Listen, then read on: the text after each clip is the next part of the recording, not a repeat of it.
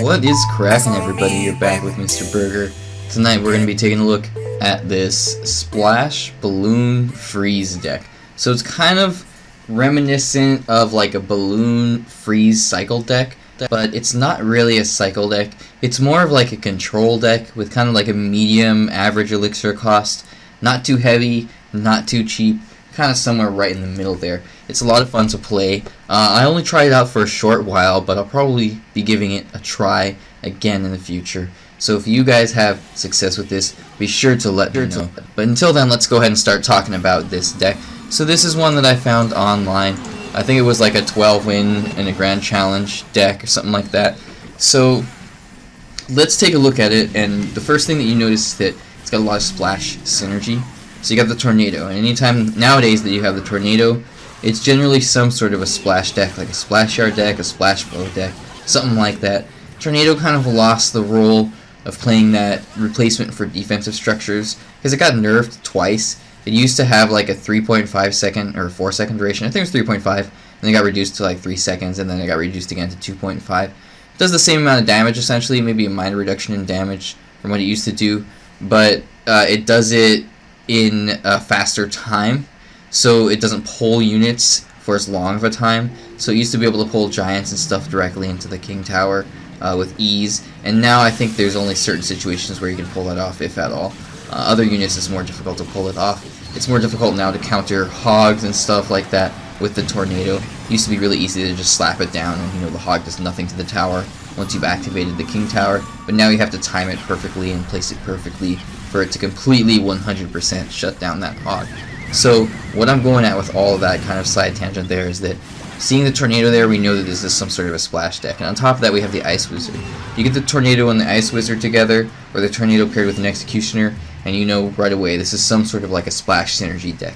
So this deck uses that splash synergy to gain control, and then goes for big counter pushes with the balloon. And in theory, the balloon has a little bit of splash synergy as well with its death damage, but that's not too relevant because rarely are you ever going to see that situation where you tornado things into the balloon's death damage. Although I guess it would be possible, if they got a bunch of units and your balloon dies right next to their tower, you could pull them all in and make them all take damage from the balloon death damage. But anyway, on top of that, you've also got the Valkyrie, and then that goes without saying, that synergy with the tornado because you just pull them all together and then Valkyrie can cleave them all, or you pull them all right into your Valkyrie and she can cleave them all. And then I guess in theory the zap is an AoE spell, so you can, not in theory, you literally can pull them all together with the tornado and then zap them. If for some reason you need to completely shut down like a minion horde or something like that, and you need to make sure that it dies, not just gets within range of your tower being able to one-shot all the minions, then you can actually tornado plus zap them. And that's 5 elixir, which is an equal trade for the minion horde. So there's a lot of splash synergy in this deck. So as I mentioned earlier, it's a relatively cheap deck. It is not super fast. It's not a cycle deck. What is it, a 3.5 elixir cost? You don't have ice golem in there. You don't have ice spirit. You don't have skeletons or bats. Everything in this deck costs 3 elixir or more, other than the zap, obviously, which only costs 2 elixir, that being your light spell. But everything else, 3 elixir and up, so that makes it kind of like a mid-range cost deck. So keep that in mind as you're playing this and adjust your playstyle accordingly. So it's not too fast, it's not too cheap, and it's not too heavy and expensive. It's not a beatdown deck. I would definitely consider it a control deck, a control and counter push deck. So you play defense with like your Valkyrie. Valkyrie can be used with against heavy units. Like a Mega Knight can actually shut the Mega Knight down pretty well. Excuse me, she can actually shut him down pretty well. And she can obviously be used as a mini tank to go in for your balloon. And on top of that, her most obvious role, I guess, would be just to cleave out things like skeleton armies and goblin gangs, because she's got that big AoE damage. So you use that. You use the synergy of her and the tornado and the ice wizard on defense. And then you got the Mega Minion, of course. He's just a reliable defensive card in just about any deck, and he provides a little bit of counter push potential. And then the Lumberjack, he plays a specific role in this deck as well, but he's a huge defensive counter push card. So balloon is obviously going to be your main win condition. So you're going to try to play defense, and then you're going to send your balloon on a counter push, ideally with some of your support cards. So you can send your balloon in alone. It is very possible to send him in alone and to get a whole ton of damage off of the tower, especially paired with your freeze. That's another obvious combo that we're going to be focusing on throughout this video and throughout using this deck, is the balloon and freeze combo. But generally you're going to send him in with some sort of support. You don't have the Ice Golem again to tank for him, or a Knight or anything. The main tank that you have is pretty much the Valkyrie, or possibly the Lumberjack. And on top of that, you've got the Rage effect from the Lumberjack. So you don't have a Rage spell, but you have the potential to get that Rage effect down on the ground. And then you get the balloon to gain benefit from that Rage effect. And it just absolutely wrecks the tower, especially if you're able to freeze it on top of all of that. So you gain the benefit of a huge defensive card with the Lumberjack and the Rage effect, and you don't have to give up a deck slot, you know, one of your 8 cards, for a Rage spell in this deck on top of the freeze. Because having the freeze in there, you don't actually have a medium spell. I'm going to stress this again in a little bit, but you know, that's something that this deck is lacking. It has a light spell, and it has the freeze, and it has the tornado, but you don't want a 4th spell, so you don't have like a fireball or a poison or anything like that. So again, I mentioned you could send the Valkyrie in first, and then you can send the balloon in on top of her, or you can use her on defense and then send the balloon in on top of her. You could send the balloon with the Lumberjack. He can kind of tank for it as well. If you want to be aggressive, or you've got some sort of an elixir advantage, you can actually place him right at the bridge and send the balloon right in after him, and they have to react to it and invest a bunch of elixir, and if they don't, it's just going to destroy their tower.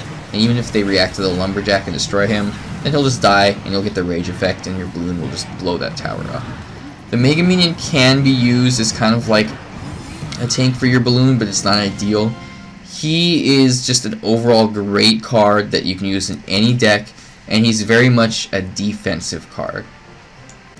So you can use the Mega Minion on defense, and he kind of goes with the air theme of this deck.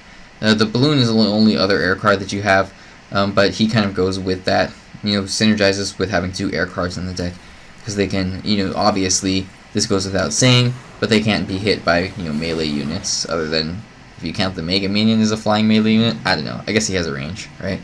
So he could potentially take for your balloon, but he's more of just a defensive card that provides a little bit of counter push potential. If you've got a Lumberjack or something in front of him and he does connect to the tower, and if he's raged, he can do a whole ton of damage to the tower. It's just crazy. But that's very unlikely. Generally, he's just going to be used on defense.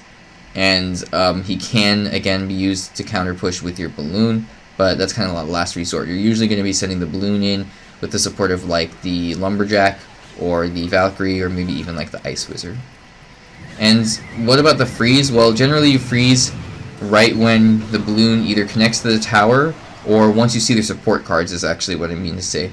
Once you see their support cards right before your balloon connects to the tower, you want to freeze the tower, and you want to freeze their support cards. You want to take as much of that out of the fight as you possibly can, and then your balloon will connect to the tower successfully and just absolutely decimate that tower.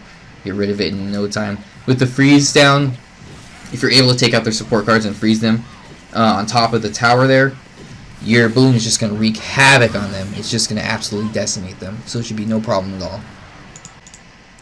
Okay, and again, you don't have any medium or heavy spell in this deck. Because you have the freeze and the tornado and the zap, you don't have a fireball, you don't have a rocket, you don't have a lightning, you don't have a poison. So keep that in mind. Most of your damage is going to have to come from connecting to the tower with the balloon. You're not generally going to be able to spell cycle them down unless it has a very, very little amount of health left, the Princess Tower that is. Then you can zap it once or twice and finish it off as an absolute last resort. Keep in mind, even if the balloon doesn't fully connect to the tower, its death damage has a little bit larger radius than its auto attack. So the death damage, even though it doesn't do a whole ton, that can also be enough to kind of finish off a tower if necessary. Alright, let's do opening moves and card replacements real quick, and then we will call it a video. So for openers, I like to open with an Ice Wizard in the back. Generally don't balloon right away because you want to save it for a counter push and surprise them. You can also Valkyrie in the back or Mega Minion in the back. These are all kind of slow, cheap units that are, you know, reliable and that you don't necessarily have to hang on to too much. Lumberjack's a little bit more risky because he runs really fast and he doesn't provide as much of like a counter push, or excuse me, defense potential for as long as some of those slower units. So those would be my ideal openers.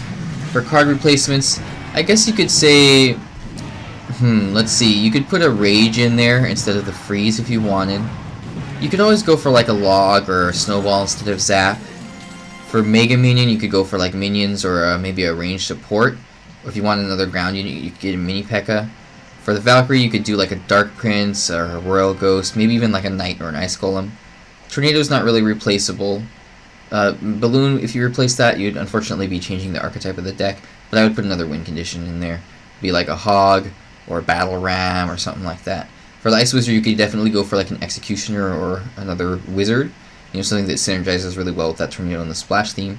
And then for the Lumberjack, probably just a mini P.E.K.K.A. because that plays a very similar role. Same elixir cost, very similar health cost, or health amount, very high damage, etc., etc.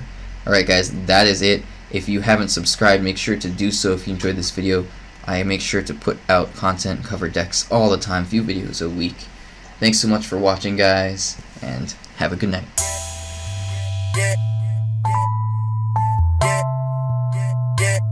That's on me, baby.